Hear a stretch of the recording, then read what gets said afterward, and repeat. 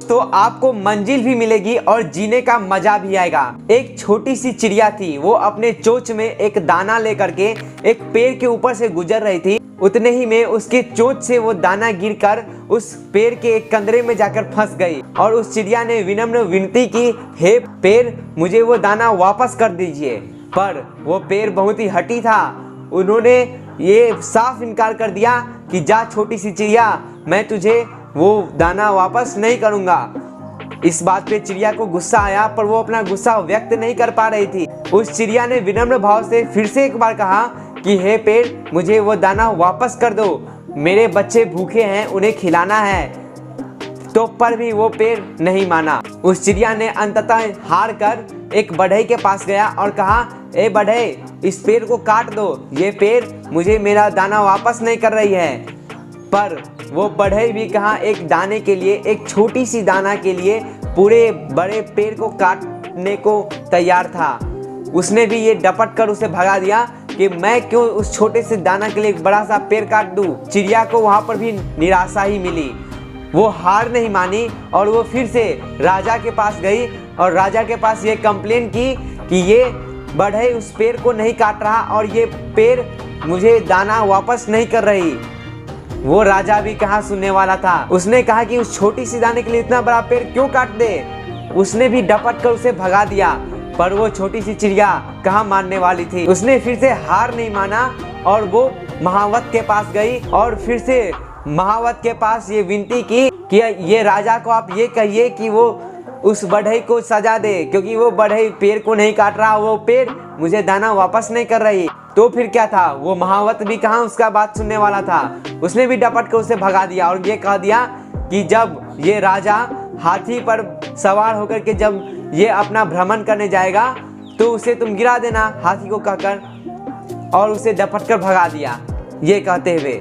और वो छोटी सी नन्ही सी चिड़िया इस बात को सीरियसली ली और वो हाथी के पास चली गई और उस चिड़िया ने कहा हाथी से कि हे हाथी भाई, कि जब ये राजा तुम्हारी पीठ पे बैठेगा तो तुम उसे गिरा देना। फिर क्या था, उस हाथी को गुस्सा आया और उसने कहा, ए छोटी सी चिड़िया, यहाँ से भाग, मैं तुम्हारी इस छोटी सी दाना के लिए क्यों इतने बड़े राजा को मैं गिरा दूंगा, वो राजा मुझे सजा दे देगा, मैं ये काम नहीं करूँगा, तू भाग।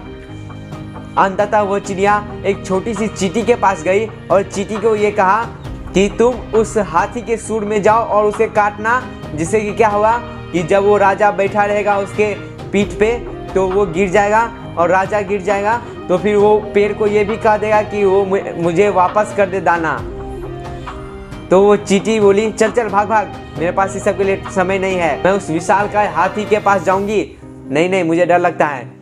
उसके बाद हुआ यूं, उस चिड़िया का गुस्सा अब आउट ऑफ कंट्रोल हो गया। वो चींटी से कही कि अच्छा, मैं इन सभी को कुछ नहीं कर सकता, मैं इस हाथी, महावत, राजा, बढ़ई, इस सब से तो मैं नहीं लड़ सकती, मैं नहीं जीत सकती, पर मैं तुमसे तो जीत सकती हूँ ना।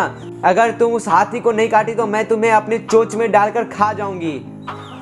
तब क्या था, तब वो चींटी भी डर गई और उसने फौरन ही उस हाथी से कहा कि हाथी, मुझे तुम्हें काटना ही होगा, नहीं तो वो चिड़िया मुझे खा जाएगी। और वो हाथी डरकर महावत के पास गया और वो महावत राजा के पास गया और उस राजा ने उस चिड़िया को वापस बुलवाया और उस राजा ने कहा ठीक है, मैं अभी उस बढ़ई को बुलवाता हूँ और उस पेड़ को कटवाता हूँ। तब क्या था, उस राजा ने फौरन ये आदेश जारी की उस बढ़ई को कि जाओ उस पेड़ को काटो और वो दाना लाकर उस चिड़िया को दो। ठीक है, वो बढ़ई भी गया, उस पेड़ के सामने गया अपना आरी और औजार लेकर के, और जब ही वो अपना औजार निकाला और वो पेड़ भी डर गया और वो खुशी खुशी खुद से वो छोटा सा दाना उस चिड़िया को थमा दिया। आपको इस कहानी से क्या सीख मिली, आप कमेंट सेक्शन में ज़रूर बताइएगा। तो दोस्तों, मैं आपको इसका मोरल बताता हूँ कि बड़े सपने को पाने वाला हर व्यक्ति को सफलता और असफलता के कई पड़ावों से गुजरना पड़ता है। जैसे कि पहले लोग मजाक उड़ाएंगे,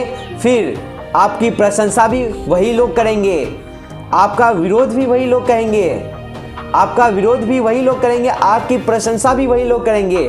पर कब, जब आप सफल हो जाओगे। तो दोस्तों, चाहे आपका साथ कोई ना दे, पर याद रखना कि भगवान सबके साथ है।